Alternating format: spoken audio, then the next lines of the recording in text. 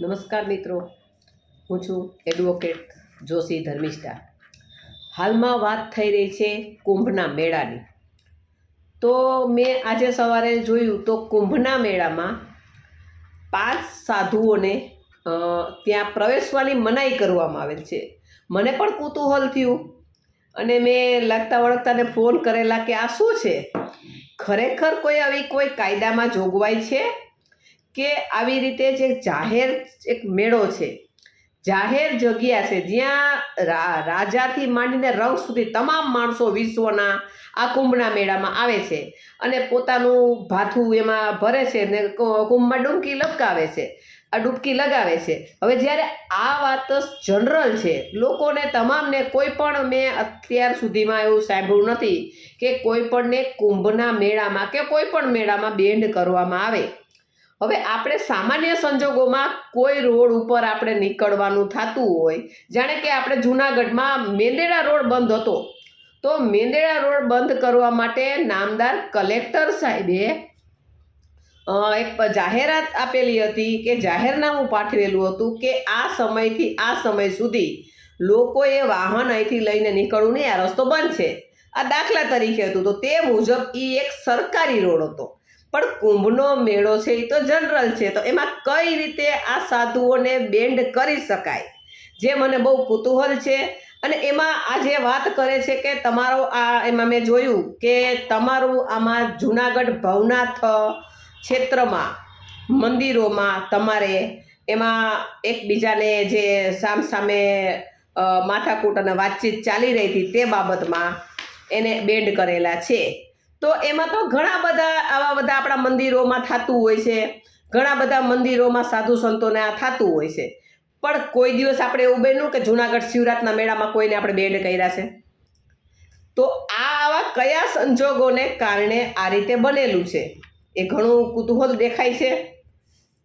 તેમજ આપણે એક દ્રષ્ટિ આનો જોઈએ કે આ સાધુ સંતને આપણે આ રીતે બધાય ઘણા એમ કહે છે કે આ રીતે કરાય ને આ રીતે ન કરાય.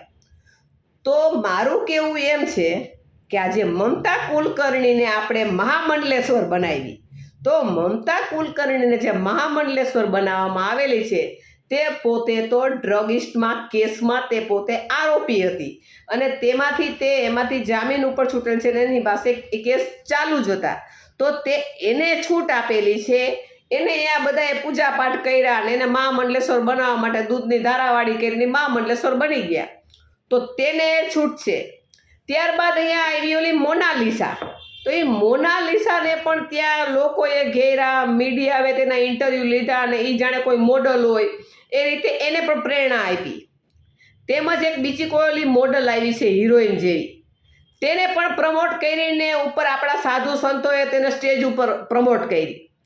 તો જ્યારે આવી મોડલોને જો આપણે પ્રમોટ કરતા હોઈએ તો ત્યારે સમાજનું દરેક બંધન છોડી અને કોઈ પણ માણસ જ્યારે ભેખ ધરે છે, હું એમ નથી કહેતી કોઈ માણસ પુણ્ય છે કે કોઈ માણસ પાપી છે કે કોઈ મહાન પુણ્યશાળી છે, પણ મારા માનવા પ્રમાણે કોઈ માણસ સામાન્ય સંજોગોમાં સાધુના કપડાં પહેરેલા હોય અને એને આપણે બેન્ડ કેવી રીતે કરી શકીએ, એ ઘણું બધું વિચારવા લાયક છે કે આને બેન્ડ કરી શકાય નહીં કે તમે કુંભના મેળામાં ના આવી શકો. તો આ બધા ઝઘડામાં તો ઘણા બધા મંતો, સાધુઓ, આ તે ઘણા બધા હતા, તો એને તો બેન્ડ નથી કરવામાં આવેલા. અને આ બેન્ડ કર્યા છે તે ઘણું કાયદાકીય રીતે અજુગતું લાગે છે. આ મેળો છે એ કોઈ પ્રાઇવેટ નથી, આ મેળો છે એ જાહેર મેળો છે, આપણે એમાં કોઈને અટકાવી શકતા નથી. એટલે આ કુંભના મેળામાં આજે આ વાત કરેલી છે એ કોના હુકમથી, કયો પરિપત્ર, કયા કાયદા મુજબ એને બેન્ડ કરેલા છે તેવી કોઈ જોગવાઈઓ કોઈ પણ પેપર્સમાં, કોઈ પણ ચેનલમાં આપવામાં આવેલી નથી. માત્ર 5 સાધુઓને જૂનાગઢ આપણે કુંભ મેળામાંથી એને બેન્ડ કરેલા છે, એને આવવા માટે અપ્રવેશ આપવામાં આવેલો છે. પણ કયા કાયદા મુજબ? કોઈ પણ મેળામાં અત્યાર સુધીમાં તમે જાઓ કે કોઈ પણ દાખલા તરીકે એક મેળો હોય તો એમાં કોઈ પણ માણસને એમ કહે છે કે તમારે મેળામાં નથી આવવાનું, એવી કોઈ કાયદામાં જોગવાઈ છે ક્યાંય પણ? તો આ જે કરેલું છે, બેન્ડ કરેલા છે સાધુઓને, જે ધર્મનું ખોટું આ રીતે કાયદાકીય રીતે કે અણઘટિત મનઘટિત આનું અપમાન જેવું લાગે છે ધાર્મિક રીતે. તો આ રીતે મારી સાધુ સંતોને તથા મારી સરકાર પાસે એવી અપેક્ષા છે કે આ જે આવા ઓર્ડરો કરેલા છે તે ઓર્ડર ખાસ સંજોગોમાં જે પોતાની મનસ્વી રીતે કરેલા હોય એવું લાગે છે તો કોઈ પણને આપણે આ રદ ન કરી શકીએ, બેન્ડ ન કરી શકીએ. તો તાત્કાલિક સંજોગોમાં આ જે ઓર્ડર છે એમાં તાત્કાલિક ન્યાયોચિત ઓર્ડર કરી અને તમામને પ્રવેશવા આવે મેળામાં અને પોતાની રીતે પોતાનું પુણ્ય ભાથું બાંધે અને તેવી મારી હાલના કુંભ મેળાના જે અધ્યક્ષ સ્થાને હોય તેની પાસે તથા જે કાયદાકીય જે સંભાળતા હોય અને જો કોઈ એવું કાયદામાં જોગવાઈ હોય તો તેવું તો ક્યાંય બતાવેલું નથી. એટલે જે તે ત્યાંના જે વહીવટી છે તેને ખાસ મારી અરજ છે કે આ રીતે કોઈની ધાર્મિક લાગણી લુભાઈ છે આ રીતે બેન્ડ ન કરી શકાય. એટલે તમામને આવવા દેવા જોઈએ. કોઈને મેળામાંથી ના આવવા દેવાય તો ઘણું બધું અનુચિત જેવું લાગે છે. તો મારી અપેક્ષા છે ત્યાં કુંભના મેળાના સંચાલકો પાસે કે આ રીતે કાયદા વિહોણું જેવું લાગે છે.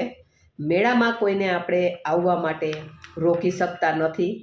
તમામને આવવાની છૂટ હોય છે અને આવવા દેવા જોઈએ અને તાત્કાલિક આ અસરથી આ એક સમાચાર વાયરલ કરવા જોઈએ અને એને પ્રવેશવા દેવા જોઈએ એવી મારી અપેક્ષા છે. Dharmishtha Joshi, advocate and notary, Junagadh. અસ્તુ.